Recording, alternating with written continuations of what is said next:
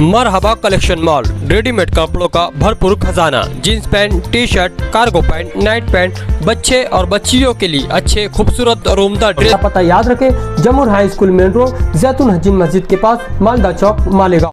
हाँ, Azad Nagar police station के अंदर जो है सीआर नंबर 112-25 जो दाखिल हुआ था, उसके अंदर जो 109, 352 और 3 सब क्लॉस 5 ऐसे गुना दाखिल हुआ, ऐसे कलम लगी थी नए सेक्शन के हिसाब से, नए कायदे के हिसाब से।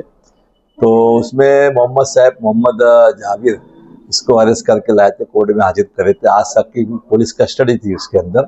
आज पुलिस कस्टडी के बाद आज कोर्ट में उन लोग उसको हाजिर करे, तो उसके अंदर जो ग्राउंड के ऊपर पुलिस कस्टडी मांगे थे कि उसके अंदर कोई और किसी का साथ है, किसी का हाथ है क्या, किसने उसको सपोर्ट करे क्या, तो बुनियाद पर। और दूसरा ये कि उसने चॉपर इस्तेमाल किया था, चाइनीज चॉपर, तो रिकवर करना है। तो रिकवरी वगैरह जब रिमांड रिपोर्ट के साथ उन लोग कोर्ट में हाजिर करे, तो आज रिकवरी वगैरह सब उसमें हो चुकी थी। तो इसलिए उसमें कोर्ट ने पेपर देखते हुए दोनों तो उसमें डायरेक्ट एमसीआर कर दिया उसके अंदर। तो 14 तारीख तक का फिलहाल अभी वो एमसीआर में रहेगा, मोहम्मद जावेद। और दूसरा ये कि रमजानपुरा पुलिस स्टेशन के अंदर सीआर नंबर 63/25 जो है ये दाखिल हुआ था। 118(1) 2 मतलब 324 और 326 आईपीसी के हिसाब से दाखिल हुआ था। तो उसमें मुबारक अली रहमतुल्लाह और नेपाली को अरेस्ट करके लाए थे। पुलिस कस्टडी के बाद एमसीआर होने के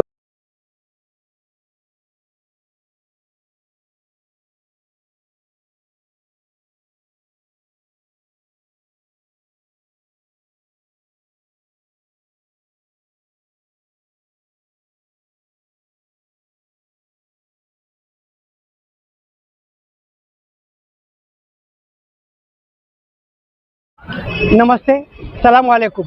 मैं एडवोकेट रमेश बाबूराव पगारे। आज कोर्ट में जन्म दाखिले के केस में सीआर नंबर 138 छावनी पुलिस स्टेशन में एक हमारे आरोपी इमरान अहमद जमशेद है, इनको कोर्ट में पेश किया था। उनको 2 दिन की पीसी मिली थी। आज हमने कोर्ट के सामने बहस करके ये मामला कैसे झूठ है उसके बारे में बहस करके उनको हम एमसीआर में लेके कोर्ट में उनको जामीन करवा के कैश सिक्योरिटी 10,000 रुपये भर के मैं हमने उनको बाहर किए। इनके ऊपर आरोप क्या था इन्हें और कौन सा मामला था? इसमें आरोप ऐसा था कि मेरे जो क्लाइंट है उनके ऊपर ऐसा आरोप था कि उन्होंने नकली कागजात बना के वो कागजात पेपर में बाले किला, दैनिक बाले किला जो है उसके अंदर उन्होंने वो डाले थे कि इन्होंने नकली फ्रॉड काम किया है, 420 की है। इनको बेल दे दिया है। और मेरे जो क्लाइंट है इमरान भाई, उनको अभी मैं जामीन पे छुड़ा लिया है।